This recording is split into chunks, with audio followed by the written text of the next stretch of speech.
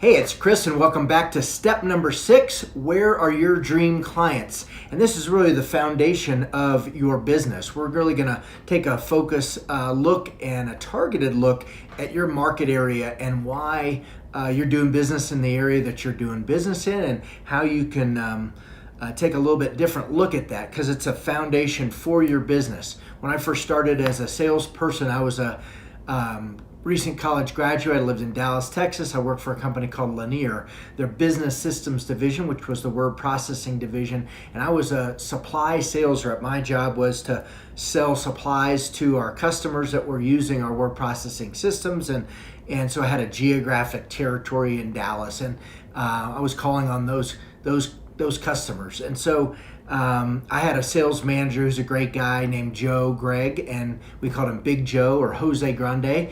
And I can remember one time he came to me, he said, "Chris, come get your appointment book and, come here." So I grabbed my appointment book and he said, "How many appointments did you have yesterday and where were they?" And, we were going through that. And then he said, "All right, let's go get out a map." So we got out a map and he took a marker and he gave it and he said, "All right, put a dot on the map where you were, all those appointments that you had." And I was very proud because I had all these appointments.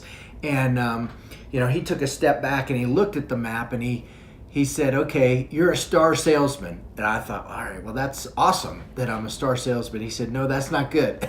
I said, "What do you mean?" He said, look at where you're spending your time. And he took the marker and he connected the dots and he drew a big star over the city of Dallas and the Dallas area, pretty big area, and he said, "Look how much time you're wasting. You're driving all over Dallas. You are not as efficient as you could be. Not good." So I was like, okay, so he told me you need to focus and plan out your time so you can be in different areas of your market, of your territory, and do a better job of managing that. Later in my career, I worked for a couple different startup companies, a company called MapInfo and then a company called Network Appliance. And in a startup environment, everybody is selling and you're kind of focused on larger areas of geography. As the company grows and the volume grows and you're able to add more salespeople, then you can create smaller and smaller territories because your focus is more on smaller geographic territories and vertical markets. So very, very important to understand the markets. When I was at Network Appliance, I went from a salesperson in both companies, a sales rep to a sales manager to a regional manager. At MapInfo, I had half the U.S., Canada, and Mexico. So in a Network Appliance, over $100 million quota responsibility as a regional manager. So understanding territories and what accounts are in those territories and what the opportunities are in those accounts, super duper important. And we had to dedicate resources in sales and systems engineers and support engineers and where we're going to put offices, and so it was super important. But most important was the top line revenue and how we're going to make our number, right? So as real estate agents, we're really in the same business. So you're looking at your territory and you're saying, all right, where am I going to generate the amount of business I need to be successful? And I talk to a lot of real estate agents and I say, "What's your territory? What's your market?" And they say, "Oh, well, yeah, I'm in the whole metropolitan area." And I say, "Okay, do you have a focus, a target area?" "No." And then I'll ask, "Well, what's your average transaction? Where are you focused your business?" And the average agent is $200,000 to $300,000 because the average home in the United States is $200,000. So if you said, "Okay, well, why aren't you focusing on a higher end of the market? Why do you focus on the low end?" And they always kind of look at me with a curious, and they look and say, "Well, that's where the most transactions are." And I say, "Yeah, but what's so great about doing the most transactions? Why not doing what if you could double your productivity by just doing one transaction that was double the amount, right?" And so less moving parts, and they're like, "Oh, well, I'm not sure." So we're going to talk about that. So I have just let me be very transparent. I've been very successful as a real estate agent. I'm a solo agent. I'm not a member of a team, and there's a lot of people that are members of teams and they're very successful. And if that's you, that's great. I look at a lot of other real estate coaches and they represent that they have done 100 homes in the last year or 150 homes in the last year. And I've learned as I go to a lot of conferences and I go to a lot of real estate events and whatnot, that I'll ask agents when they tell me what their productivity is. I'll say, okay, well, how many people on your team? And there's generally 5 to 10 different people. And I look at it and say, well, I did, last 2 years, I've done an average of 35 transactions and $32 million in business.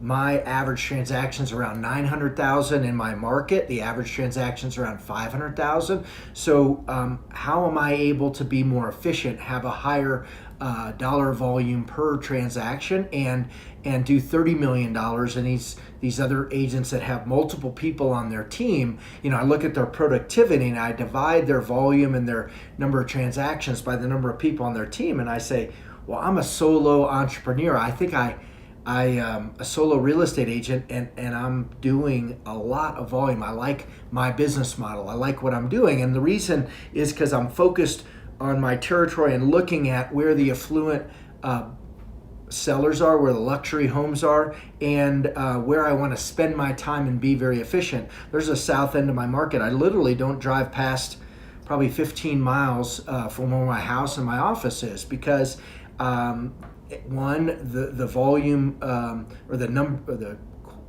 the price point for those homes is much lower, and it would take me a ton of time, and I can't serve my clients at the highest level. So if I talk to an agent that's doing $300,000 transactions, I say, well, what is your goal? If your goal was to get to $30 million in volume, you'd have to do 100 transactions. That's a lot of moving parts. That's a lot of transactions, a lot of clients. So it's like you're the pilot flying the plane and you're onboarding passengers all at the same time. Something is going to give, something's going to break, and that plane is probably going to crash. Either the stress and the pressure and the family life, the clients, just not keeping all the balls in the air, are going to be very, very difficult. So there's nothing wrong with doing 100 transactions or being very successful or having a team. What I'm saying is you don't have to have a team to be very successful if you leverage systems, right? So if you're utilizing systems in your business, so then people are like, all right, well, I don't know how to work with luxury clients. I don't know how to, I don't know those neighborhoods, those areas, right? I don't know about those homes and those subdivisions. And I always say, well, that's your job. That's what you should be focused on. If you are knowledgeable about one section of your market, you can be knowledgeable if you focus on that. And that's just an excuse. And I hear agents say, okay, well, maybe I just don't have enough time to devote to that, or I don't have the skills that you have to be able to deal with luxury clients. And these are just excuses and really BS, right? Because it's just one step at a time, right? So it's a different way of looking at your territory, your market, and mapping it out and understanding where you're going to spend your time, how you're going to focus your efforts, and understanding who your dream clients are in that territory, so you can create a territory of affluent clients that are buyers and sellers and focus on a higher level of value per transaction.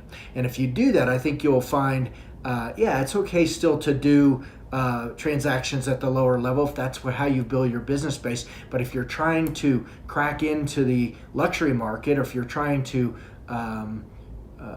do a little bit better job of increasing the volume that you're doing, for sure, increasing the transaction value is a great way to do that. So let me map that out and let's take a look at that in your market and how that might look.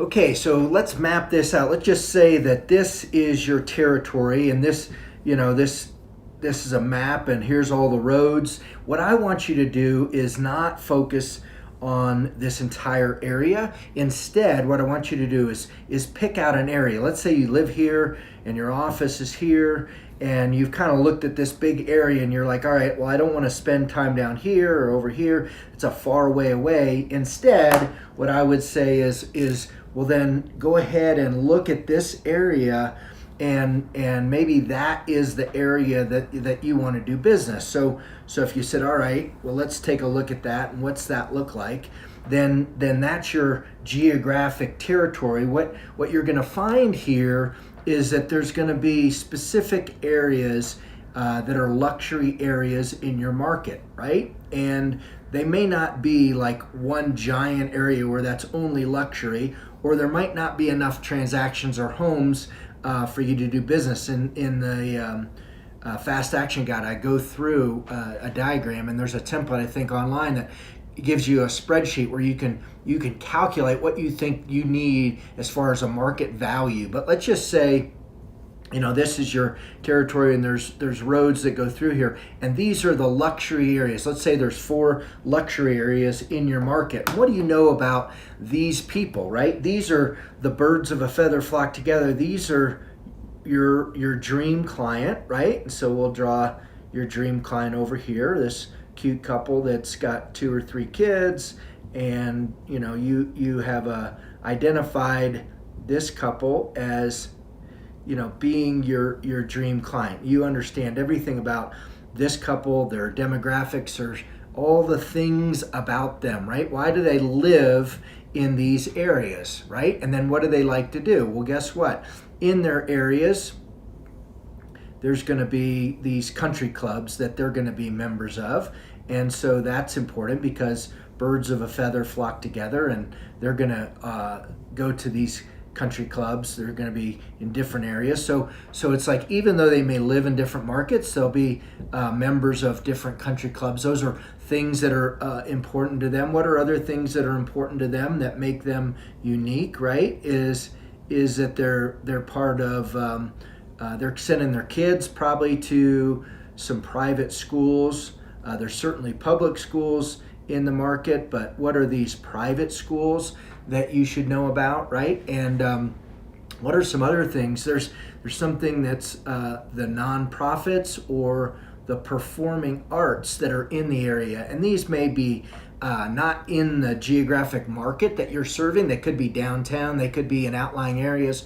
It doesn't matter, but these are very important. We're going to talk a little bit about that in a second. So when agents say to me, oh, well, I really just don't understand these markets, and maybe this is a gated community, and I'm like, all right, well, get in there, go figure it out. What are the things that are unique about that gated community, right? What are the things that you can determine about that gated community that's unique, and how can you become an expert in understanding what this market is? And so what I would tell you is that you need to start doing some research. And here's an example. Let's say in this community there's a homeowners association. Let's say that there's 500 homes that are luxury homes in this market, and so you create a market report for this area. Okay, so let's say this is a market report, right? And let's say you send it to the president of this HOA, and you say, hey, I just wanted you to know I did this analysis of your market and what the patterns and trends are for the real estate market, how many transactions there were in the last 12 months, what the average home price was, what the cost per square foot was. It looks like there's some additional development and building going on in there, and that's very interesting. I understand the new homes that are coming on the market, price per square foot is this. This is how many active listings there are. All the interesting patterns and trends about this homeowners association, this subdivision, this gated community, whatever. Who is the person there that would be ahead? And we're going to talk about this in a second. Maybe I should draw it over here as well, right? So you're saying, okay, well, what am I going to do with that information? Well, if you send it to that person, right, and let's say that we're going to put these people up on a pedestal. So here's these people, and it could be that these are the luminaries or the influencers in the market. And I think the graphic shows that they have a list of all the people that are in. So maybe this is that guy, right? This guy right here is the head of the HOA in that big area. Well, he's got a database that has every single person in the HOA, has their phone, their name, their email, their address, all that stuff. So if you sent them him a market report of this subdivision, guess what he might be likely to do? Post it on their website, do an email to all the owners in that homeowners association. You know what else you can do? And the reason I'm saying this is because I do this, is I don't teach you things that I don't do. I do the things and then I'm like, all right, that works, and I'm going to teach you the things that I've been doing. It's part of the steps to success and the systems, right? So what about asking this person who's president of the homeowners association, hey, if that was of interest to you, I'd be happy to come to your annual homeowners association meeting and present for 15-20 minutes on the state of the real estate in your area, right? Why is that important? Because you're now selling one to many, meaning that you have one influencer, one luminary that's in your community that can give you access to hundreds or thousands of other people that are your dream client. Right? So now you see how you're aligning with your dream client, right? And so let's use another example. So let's say in this nonprofit right here, okay, let's say there's this person right here, and this is the executive director of the symphony or the opera or the music festival or the charity hospital or whatever. Well, they have a list also. There's hundreds of people that are on that list that are volunteers and members of that organization. And so what are they doing? Maybe they have a gala event. Maybe they have a capital campaign. They're going to do a fundraising campaign. And this person has a huge list also, right? There's all these people. Well, what if you contacted that executive director for that charity or that nonprofit or that performing arts guild or Philharmonic or whatever it is, and said, well, you know what, this is so important. I appreciate all the things you do in the community. I'd really like to do an interview and talk to you about, your things that you're going on. I saw that you had a capital campaign or you have a gala event coming up. And so you can do an interview, you can do a video interview, even better. And now it's you standing next to this person who has status in your community, has status with that list of all those people because they're the executive director, they're the president, they're the board of head of the board, whatever it is. And you're saying, okay, what are the questions you want me to ask you? What's important about your organization right now? Oh, we have a capital campaign, fundraiser. This is our annual gala event coming up. Okay, tell me about that. And then the last question is always, well, how can people get in touch with you so they can donate, so they can volunteer, so they can get tickets, whatever it is? And why are you doing that? Because they're part of your community, your market area that you are supposed to be an expert and an authority and knowledgeable about, right? And you're like, well, this isn't real estate stuff.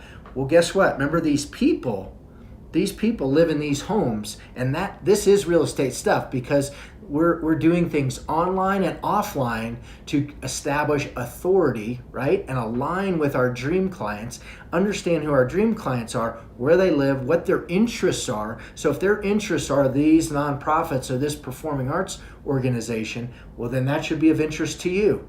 And so if you then create this video and this article and this blog post and it gets on their social media and your social media and you have it on your website and there's a video and that gets seen by all these people, well, then what is that? That's this person of status, and you're standing next to them and you're interviewing them. So they're going to ask, well, who is that? And on the bottom of the video, it's going to have your name right there and your phone number right there, because this is an alignment. So you're helping them out because you're promoting something that's of interest to them, their gala event, their capital campaign, whatever it is. And at the same time, you're aligning with all the people in their organization. Okay, so this is why it's super important. So then if we look over here, so these are all the things, and this might, these other luminaries, and I call this the luminary list, right? Or the influencers in your community. So you should be figuring out who all these people are, right? And so where do your dream clients congregate, right? What are these organizations that they congregate in? And then where are they online, right? Because over here, this is offline, and online and offline, they have to work together. And I am totally focused on leveraging technology and the internet and all these great tools that we have. And some agents say, oh, that's just too complex for me, and I just want to do business the old-fashioned way. Well, I do both. And you should too, right? Because online is super powerful. Remember what I just said about, let's just say, I guarantee you, if you go look at these organizations, these nonprofits, they have a website. They have a Facebook group, right? There probably is also a closed Facebook group, but for sure they have a Facebook page. And if you post something on your website and you reference them, then or you can post it on their Facebook page, likely that it's going to show up also in their Facebook group, and all their members are going to see that content, right? So there's your blog, there's your website, there's YouTube, there's Facebook, there's Instagram, there's LinkedIn, there's you can create all this content on your website and then link it back. So you might say, okay, well, I really don't want to do all that social media stuff. And I just say, well, there's lots of other agents that do. And have a nice day, right? Remember that stat, 80% of the sellers that are going to sell their home aren't going to use the same agent they used to buy the home. I have a lot of tenured agents that say, well, I'm too old for this technology thing. And I have a really good list of clients that I do business with. Well, are you sure? 80% of the sellers are not going to use the same agent. That's a stat, right, from National Association Realtors. So you better be really good if you're going to capture a long list of those clients that are going to use you to sell their home, because there's a lot of other competition. So you need to be where your clients are offline and online. Where are they congregating online? And it's not super hard to do any of this stuff. And that's why, we created the Steps to Success and the Fast Action Guide and all the content that we have to help you to get this done. And if it's not you and you say, I don't have the time or effort or skills, then great. Hire an assistant, get a virtual assistant. There's lots of places that I show you where you can go online and find people that can help you to do all this stuff. You can put them through our training, our online academy. You can be a part of our coaching program.